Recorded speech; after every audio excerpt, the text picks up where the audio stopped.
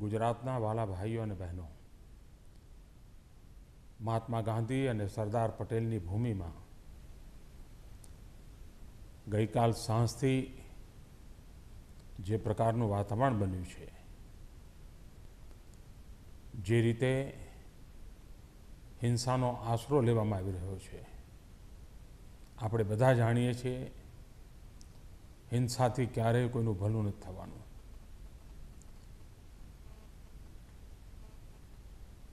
સમાજ જીવનમાં એકતા, સૌ સાથે મળીને ચાલીને રાજ્યનો વિકાસ અને વિકાસ દ્વારા જ સમાજના છેવાડાના માનવીનો કલ્યાણ કરવાનો પ્રયાસ એ આપણે નિરંતર કરતા રહ્યા છીએ. મારી સૌ નાગરિક ભાઈઓ બહેનોને વિનંતી છે કે અત્યારે એક જ મંત્ર હોય આપણો, શાંતિ. દરેક સમસ્યાનો ઉકેલ વાતચીત દ્વારા આવતો જ હોય છે.